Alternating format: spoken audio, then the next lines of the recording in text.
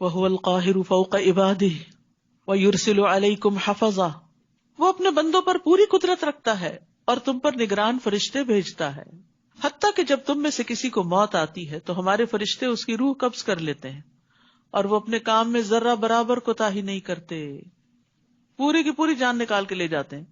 تو یہاں موت کا منظر بتایا گیا ہے، حدیث سے بھی بڑی وضاحت کے ساتھ پتہ چلتا ہے۔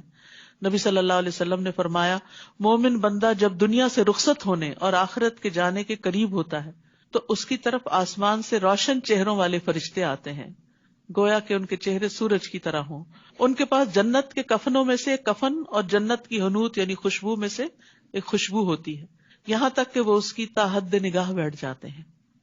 اور یہ جو خوشبو کی بات ہے، مجھے مونٹریال میں ایک نرس نے بتائی تھی، مسلمان نرس نے، جو اس وارڈ میں کئی سالوں سے کام کر رہی ہیں جہاں لوگوں کا آخری ٹھکانہ ہوتا ہے، اس کے بعد وہ گھر نہیں جاتے، فوت ہو جاتے ہیں۔ تو کہنے لگی کہ اس اسنا مجھے ایک ایکسپیرینس ہوا ہے کہ ایک شخص جو مسلمان تھا، اس کی موت سے تھوڑی دیر پہلے کمرہ خوشبو سے بھر گیا۔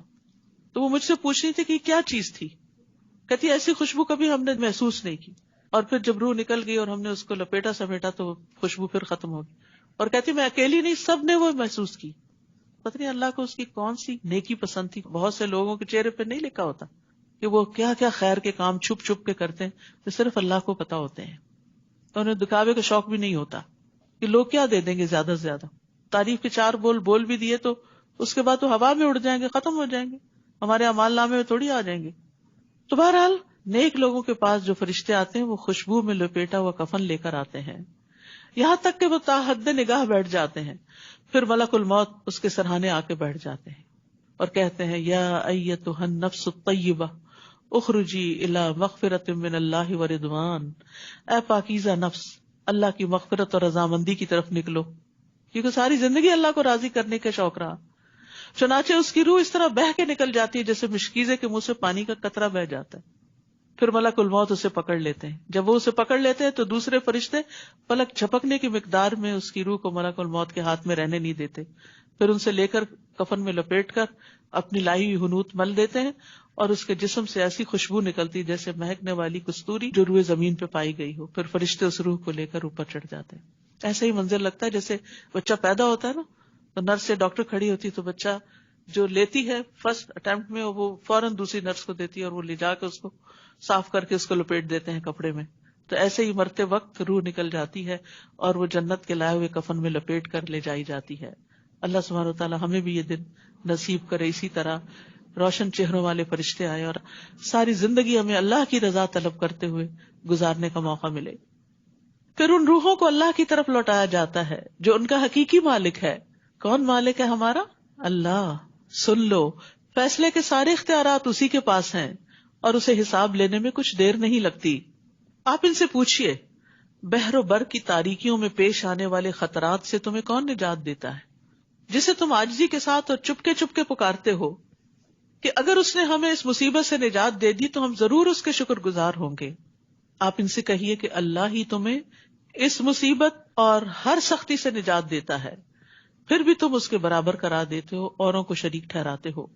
آپ ان سے کہیے کہ اللہ اس بات پر قادر ہے کہ وہ تم پر تمہارے اوپر سے کوئی عذاب نازل کر دے، یا تمہارے پاؤں کے نیچے سے تم پر کوئی عذاب مسلط کر دے، یا تمہیں فرقے بنا کر ایک فرقے کو دوسرے سے لڑائی کا مزہ چکھا دے۔ یہ بھی عذاب کی قسم ہے، آپس کی لڑائیاں، چاہے خاندانوں میں ہوں یا آرگنائزیشنز میں ہوں یا ایون مسجدوں میں ہوں۔ دیکھیے ہم کس طرح مختلف طریقوں سے آیات بیان کرتے ہیں تاکہ وہ سمجھ جائیں، اور آپ کی قوم نے اسے یعنی قرآن کو جھٹلا دیا، حالانکہ وہ حق ہے۔ آپ ان سے کہیے کہ میں تم پر داروغہ نہیں کہ تمہیں راہ راست پر لا کر چھوڑوں۔ لِكُلِّ نَبَإٍ مُسْتَقَرٌّ وَسَوْفَ تَعْلَمُونَ، ہر خبر کے ظہور کا ایک وقت مقرر ہے اور عنقریب آپ کو سب کچھ معلوم ہو جائے گا۔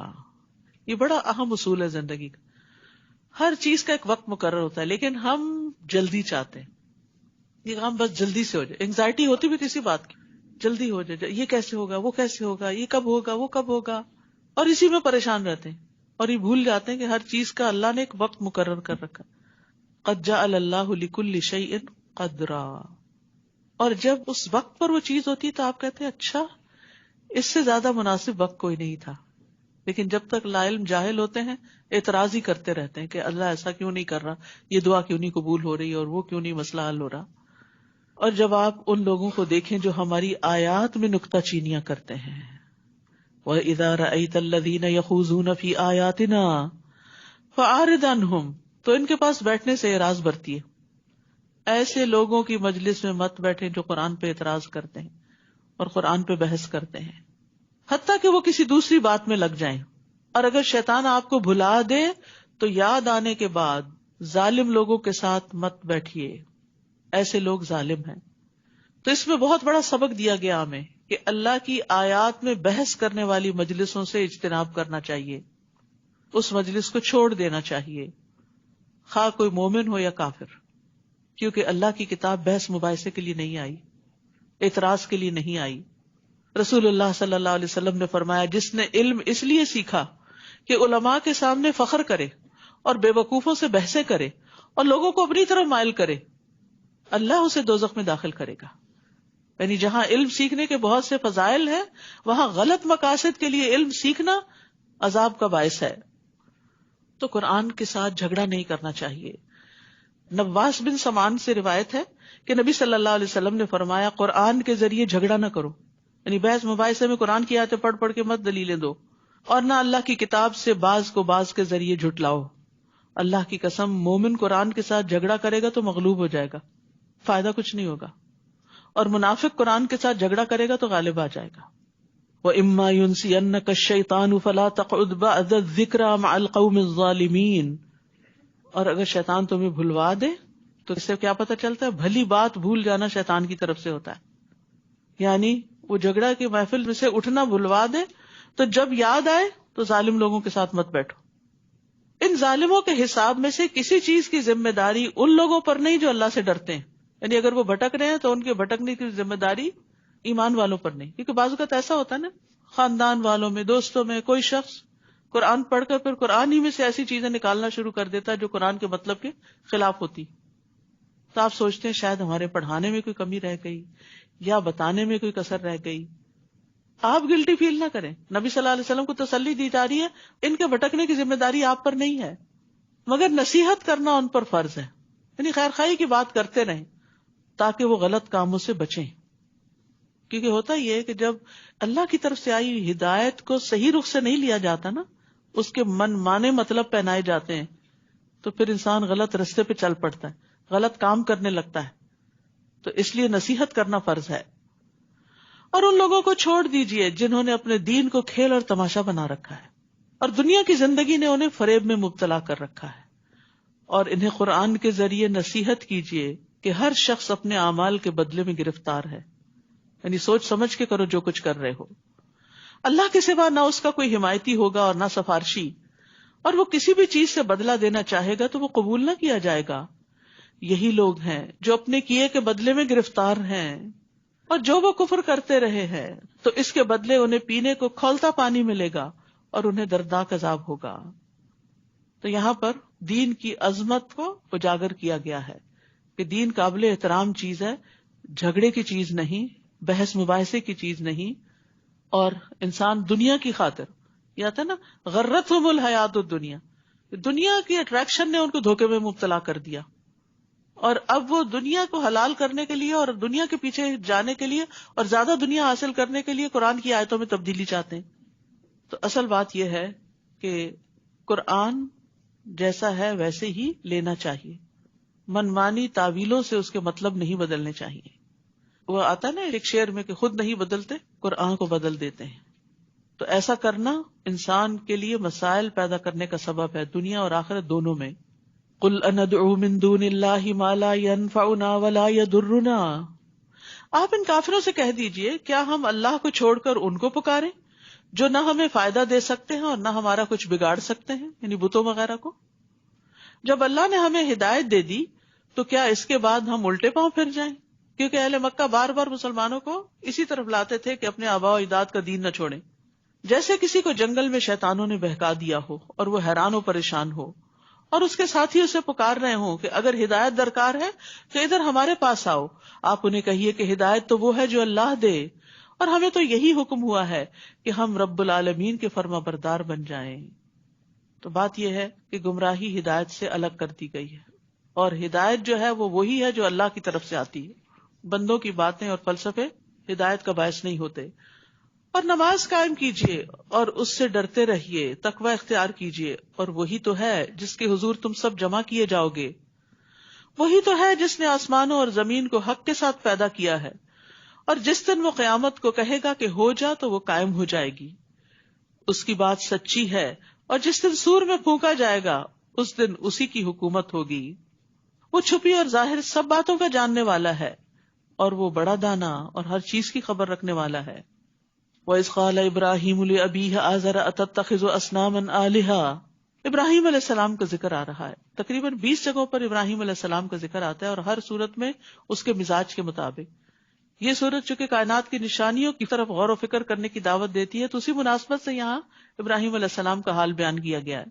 اور وہ واقعہ یاد کرو جب ابراہیم علیہ السلام نے اپنے باپ آزر سے کہا تھا، کیا تم نے بتوں کو الہ بنا لیا؟ میں تو تجھے اور تیری قوم کو کھلی گمراہی میں دیکھتا ہوں. وَكَذَلِكَ نُرِي إِبْرَاهِيمَ مَلَكُوتَ السَّمَاوَاتِ وَالْأَرْضِ. اسی طرح ہم ابراہیم کو آسمانوں اور زمین کا نظام سلطنت دکھا رہے تھے تاکہ وہ یقین کرنے والوں میں سے ہو جائے. ابراہیم علیہ السلام جو تھے وہ اللہ کے دوست تھے. ان کی بڑی خوبیاں تھیں. سب سے بڑی خوبی ان کی تھی کہ شرک سے بیزار تھے اور یکسو مسلمان تھے. کسی فرقہ واریت سے ان کا تعلق نہ تھا. ما کان ابراہیم یہودیاں ولا نصرانیا. اللہ کے دوست تھے. ان کی زندگی میں بہترین نمونہ ہے. لہٰذا جب بھی ابراہیم علیہ السلام کا ذکر آئے اور ان کے زندگی کا طرز عمل سامنے آئے تو اس میں خوب غور و فکر کرنا چاہیے کہ وہ کیا خوبیاں تھیں کہ جن کی بنا پر وہ اللہ کے پسندیدہ ترین بن گئے، دوست بن گئے. پھر جب اس پر رات طاری ہوئی ابراہیم علیہ السلام پر، تو انہوں نے ایک ستارہ دیکھا. کہنے لگے یہ ہے میرا رب. پھر جب وہ ڈوب گیا تو ابراہیم کہنے لگے میں ڈوب جانے والوں کو پسند نہیں کرتا. پھر جب چاند کو چمکتا ہوا دیکھا تو بولے کیا یہ ہے میرا رب؟ جب وہ بھی ڈوب گیا تو کہنے لگے اگر میرے رب نے میری رہنمائی نہ کی تو میں گمراہ لوگوں میں سے ہو جاؤں گا. پھر جب سورج کو جگمگاتا ہوا دیکھا تو بولے یہ ہے میرا رب، یہ تو سب سے بڑا ہے.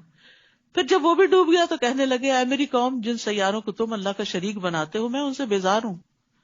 انی وجہت وجہی للذی فطر السماوات والارض حنیفا وما انا من المشرکین.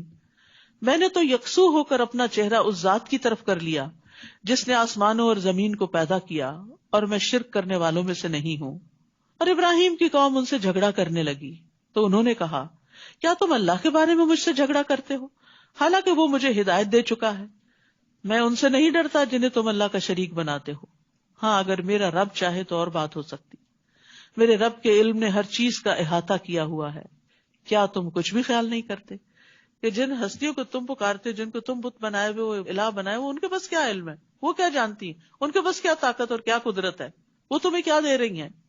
اصل میں ابراہیم علیہ السلام کو اہل مکہ بھی مانتے تھے، قریش مانتے تھے، مشرکین مانتے تھے. تو انہیں ان کی مثال دے کے سمجھایا جا رہا ہے وہ تو شرک سے بیزار تھے اور تم ان کی اولاد ہو کر شرک میں کیوں پڑ گئے. اور ابراہیم کی قوم ان سے جھگڑا کرنے لگی تو انہوں نے کہا کیا تم اللہ کے بارے میں مجھ سے جھگڑتے ہو حالانکہ وہ مجھے ہدایت دے چکا؟ میں ان سے نہیں ڈرتا جنہیں تم اللہ کا شریک بناتے ہو. کیونکہ وہ بار بار دھمکیاں دیتے تھے کہ ہمارے بتوں کی مار پڑے گی تم پر.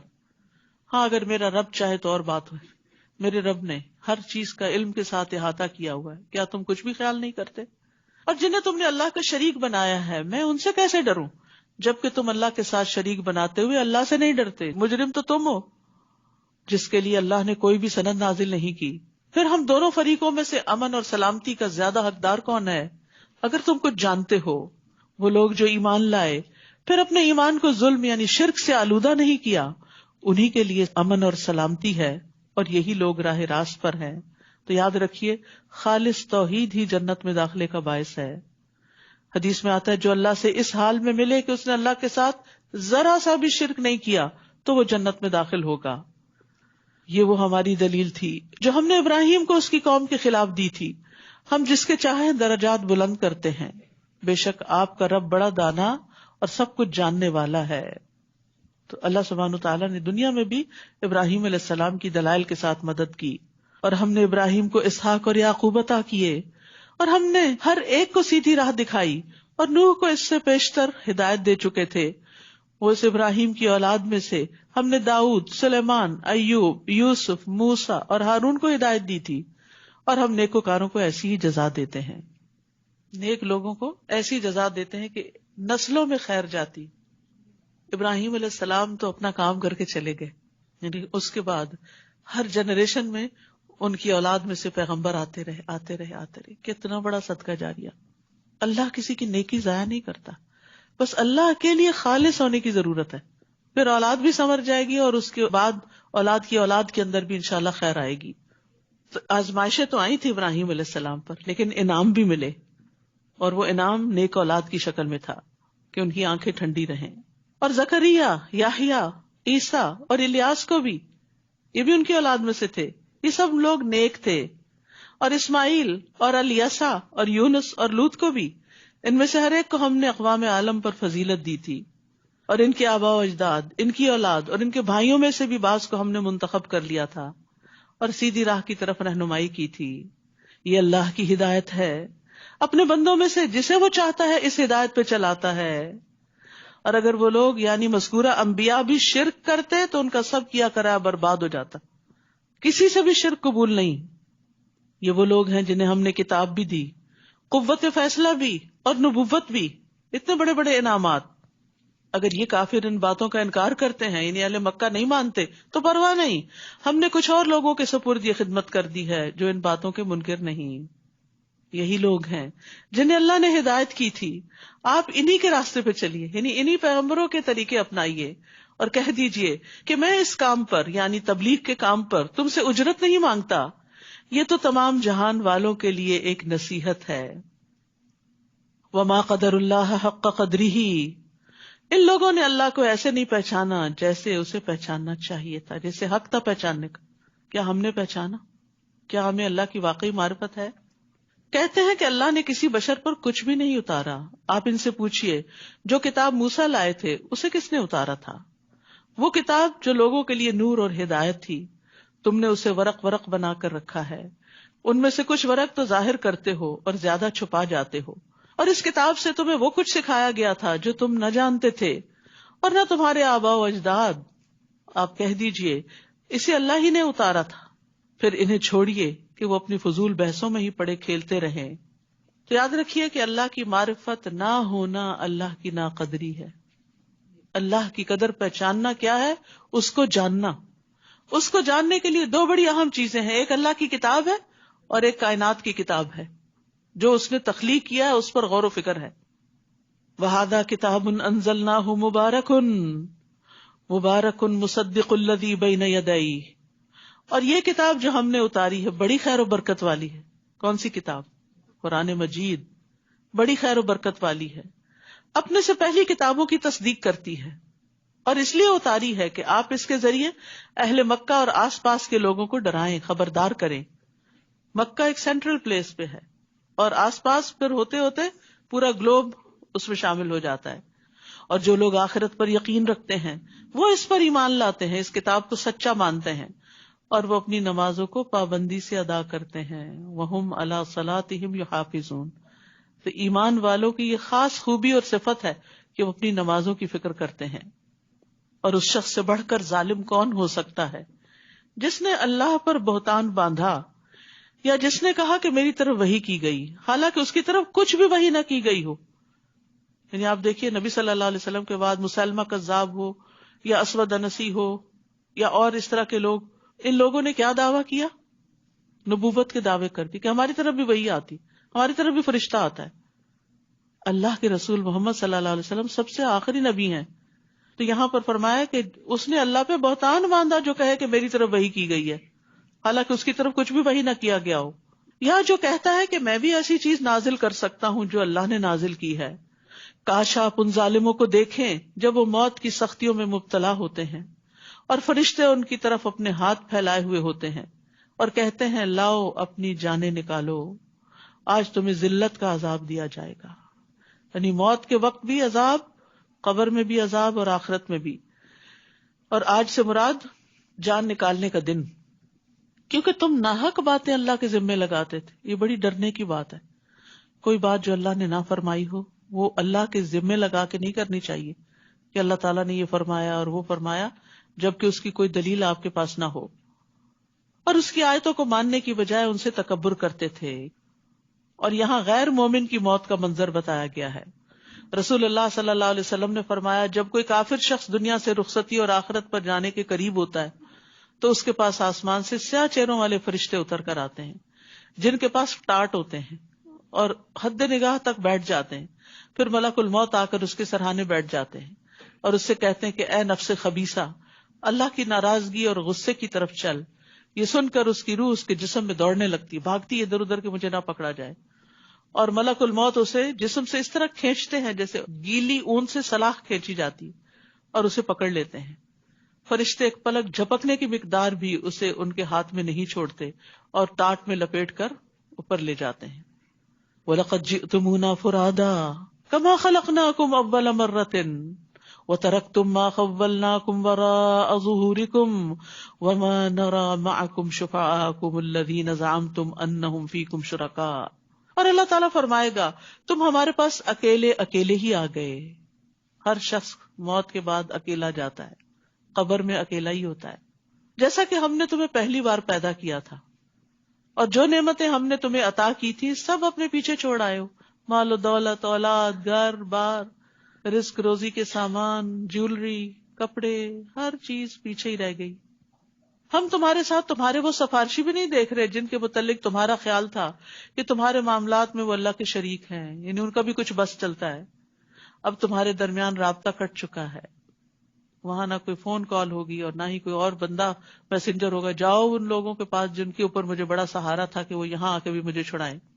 کیونکہ دنیا میں کچھ لوگوں کا طریقہ کہ کوئی مشکل آئی گئے پیر صاحب کے پاس، بزرگ کے پاس، اور کہا آپ ہمیں اس مشکل سے نکالیں. مرنے کے بعد کوئی نہیں نکالے گا، اور دنیا میں بھی صرف اللہ ہی نکالتا ہے. اور تمہیں وہ باتیں ہی بھول گئی جو تم گمان کیا کرتے تھے. تو یہ ایک بڑی تلخ حقیقت ہے کہ ہر انسان کو اکیلے اللہ کے حضور حاضر ہونا ہے. نہ ساتھ گھر والے ہیں، نہ مال ہے، نہ اولاد ہے، نہ دوست ہیں، نہ رشتہ دار ہیں. نبی صلی اللہ علیہ وسلم نے فرمایا، ہر فرد سے اللہ قیامت کے دن اس طرح کلام کرے گا کہ اللہ اور بندے کے درمیان کوئی ترجمان نہیں ہوگا. پھر وہ دیکھے تو اس کو اپنے آگے کوئی چیز نظر نہیں آئے گی، پھر وہ اپنے سامنے دیکھے گا تو اس کے سامنے آگ ہوگی. بس تم میں سے جو شخص بھی آگ سے بچنے کی استطاعت رکھتا ہے وہ آگ سے بچے، خواہ کھجور کے ایک ٹکڑے کے ذریعے کیوں نہ ممکن ہو. وہ بھی صدقہ کر کے بچ سکتے ہو اگر اللہ کے لیے کرتا ہے انسان تو. بے شک اللہ ہی دانے اور گٹلی کو پھاڑنے والا ہے، وہ مردہ سے زندہ کو اور زندہ سے مردہ کو نکالنے والا ہے. یہ کام تو اللہ کرتا ہے، پھر تم کہاں سے بہکائے جاتے ہو. وہ صبح کی روشنی کو نکالنے والا ہے. ہر روز صبح ہوتی ہے، آپ دیکھتے ہیں ونڈو کے باہر نیا دن نکل آتا ہے. یہ تبدیلی اللہ نے پیدا کی، کسی انسان کی پیدا کی نہیں ہے. اسی نے رات کو باعث آرام بنایا اور سورج اور چاند کو مقررہ حساب کے مطابق چلایا. اور یہ سب کچھ اس زبردست قوت والے اور سب کچھ جاننے والے کے اندازے کے مطابق ہے.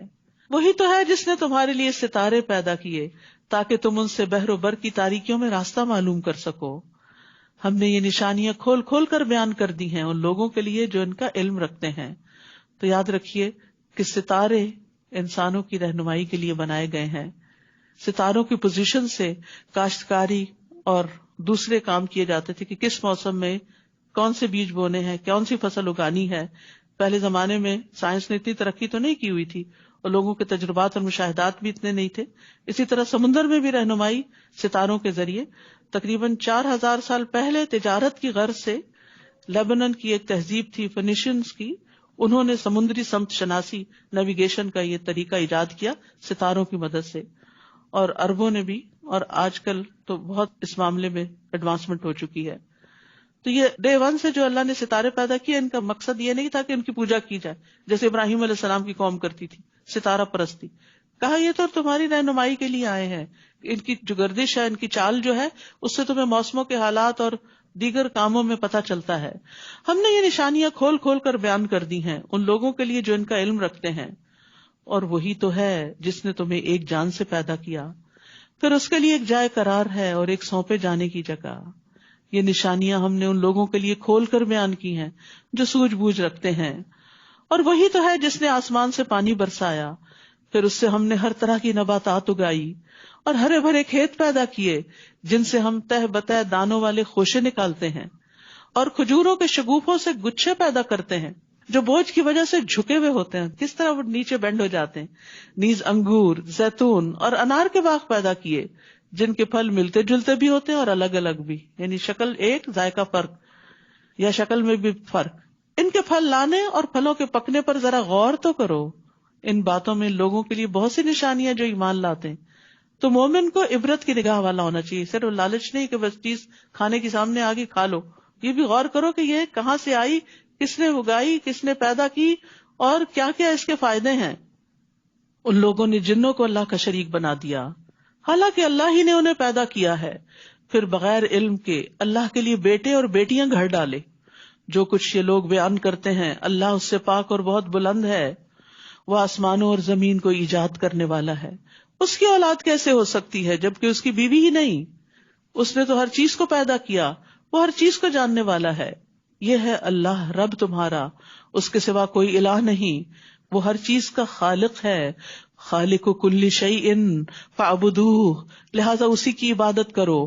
وہو علی کل شیء وکیل، اور وہ ہر چیز پر نگران ہے.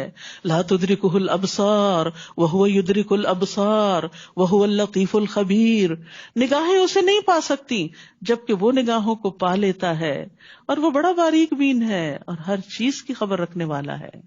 تمہارے رب کی طرف سے بصیرت افروز دلائل آ چکے ہیں. اب جو شخص بصارت سے کام لے گا تو اس کا اپنا ہی بھلا ہے، اور جو اندھا بنا رہے گا اس کا نقصان بھی وہی اٹھائے گا، اور میں تم پر محافظ نہیں ہوں. اور اسی طرح ہم اپنی آیات کو مختلف پیراؤں میں بیان کرتے ہیں، اور اس لیے کرتے ہیں تاکہ منکرین حق یہ نہ کہنے لگے کہ تم نے کسی سے پڑھ لیا ہے، اور اس لیے بھی کہ جو اہل علم ہیں ان پر آیات کو واضح کر دیں. آپ اس وحی کی پیروی کیجیے جو آپ کی طرف آپ کے رب کی طرف سے نازل ہوئی ہے کہ اللہ کے سوا کوئی الہ نہیں، اور مشرکوں سے کنارہ کیجیے، یعنی ان کی بات نہ مانیے. اور اگر اللہ چاہتا تو یہ لوگ شرک نہ کرتے، اور ہم نے آپ کو ان پر محافظ نہیں بنایا، نہ ہی آپ ان کے ذمہ دار ہیں. اے مسلمانوں، یہ لوگ اللہ کے سوا جن کو پکارتے ہیں انہیں گالی نہ دو، یعنی مشرکین کے بتوں کو برا بھلا نہ کہو، ورنہ یہ لوگ جہالت کی وجہ سے چڑھ کر اللہ کو گالی دیں گے اور سبب تم بن جاؤ گے. اسی طرح ہم نے ہر گروہ کے عمل کو خوشنما بنا دیا، پھر انہیں اپنے رب کی طرف لوٹ کر جانا ہے، تو جو کچھ یہ کرتے رہے اس کی انہیں وہ خبر دے گا. اور یہ لوگ اللہ کی پکی قسمیں کھاتے ہیں کہ اگر ان کے پاس معجزہ آ جائے تو وہ اس پر ضرور ایمان لے آئیں گے. آپ انہیں کہیے کہ معجزے تو اللہ کے پاس ہیں، اور تمہیں کیسے سمجھایا جائے کہ اگر کوئی معجزہ آ بھی جائے تب بھی یہ ایمان نہیں لائیں گے. یہ ماننے والے نہیں، یہ تو صرف بہانہ ہے، ٹالنے کی بات ہے. وَنُقَلِّبُ أَفْئِدَتَهُمْ وَأَبْصَارَهُمْ كَمَا لَمْ يُؤْمِنُوا بِهِ أَوَّلَ مَرَّةٍ وَنَذَرُهُمْ فِي طُغْيَانِهِمْ يَعْمَهُونَ. اور ہم ان کے دلوں کو اور ان کی آنکھوں کو ایسے ہی پھیر دیں گے جیسے وہ پہلی بار بھی اس قرآن پر ایمان نہیں لائے، اور انہیں ان کی سرکشی میں ہی بھٹکتے چھوڑ دیں گے. اللہ تعالی ہمیں اس سے محفوظ رکھے. وآخر دعوانا ان الحمد للہ رب العالمین. سبحانک اللہم وبحمدک، اشہد ان لا الہ الا انت، استغفرک واتوب الیک. السلام علیکم ورحمۃ اللہ وبرکاتہ.